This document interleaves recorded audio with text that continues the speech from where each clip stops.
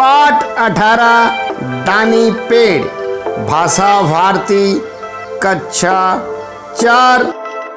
लीजिए मित्रों, कहानी शुरू करने से पहले अगर आपने मेरे चैनल को सब्सक्राइब नहीं किया है तो सब्सक्राइब करके बेल आइकन दबा दें, जिससे लेटेस्ट बनने वाले वीडियो की नोटिफिकेशन सबसे पहले आपको मिल सके। तो लीजिए आ जाइए, कहानी शुरू करते हैं। दानी पेड़। एक पेड़ था, वह एक छोटे लड़के को बहुत प्यार करता था। लड़का प्रतिदिन पेड़ के पास आता, वह फूलों की माला बनाता, उसके तने पर चढ़ता, उसकी शाखाओं से झूलता और उसके फल खाता। फिर वह पेड़ के साथ लुका छुपी खेलता। जब वह थक जाता तो पेड़ की छांव में आराम से सो जाता। लड़का पेड़ से बहुत प्यार करता था। पेड़ बहुत खुश था। वाओ, खेलो खेल, खेलो खेल, खेलो खेल। आ गया मैं मित्र, अब तो खेलूंगा अब लुका छुपी भाई लुका छुपी। मैं तो अब तैयार हूँ, चला आओ छिपने को। इस तरह से पेड़ और लड़का दोनों बड़े प्रसन्न थे। समय बीतता गया, लड़का बड़ा हो गया, वह अब पेड़ पर खेलने नहीं आता। पेड़ अकेले दुखी होता। जब लड़का एक दिन आया तो पेड़ बहुत खुश हुआ और पेड़ ने कहा, आओ मित्र, आज जी भर के खेलेंगे। तो लड़के ने पेड़, अरे भाई, अब मैं बच्चा नहीं रहा जो कि तुम्हारे साथ ही खेलता रहूंगा। मेरी भी कुछ समस्याएं हैं, मुझे पैसों की जरूरत है। मैं बहुत सी चीजें खरीदना चाहता हूँ, क्या तुम मुझे कुछ पैसे दे सकते हो? भाई, पैसे तो मेरे पास नहीं है।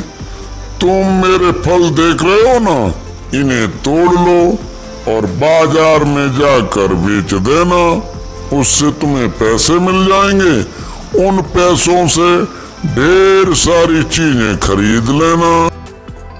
लड़का सभी फलों को तोड़कर ले गया। पेड़ अभी भी खुश था।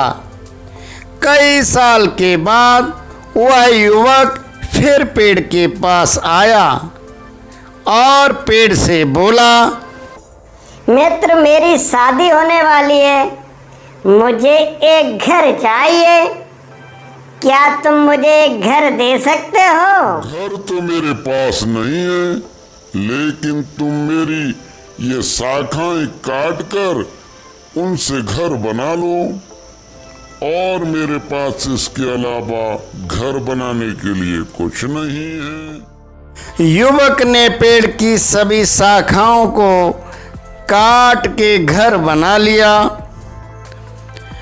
पेड़ का बस तना बचा रह गया। पेड़ अभी भी खुश था।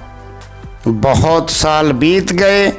लड़का अधेड़ उम्र का आदमी बन गया था। एक दिन पेड़ के पास आया और बोला,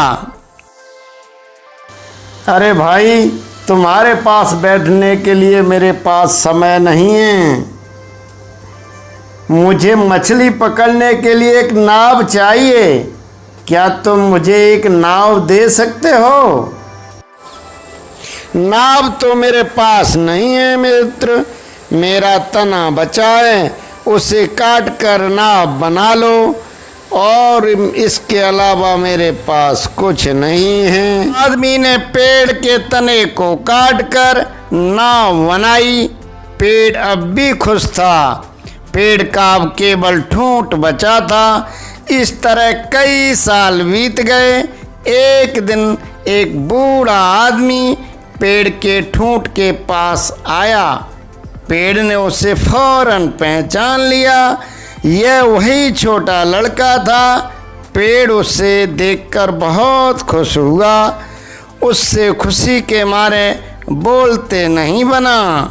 पेड़ ने कहा, आओ बेटा, हम आपके साथ खेलेंगे। आओ बेटा, बहुत दिनों बाद तुम्हारा आना हुआ है।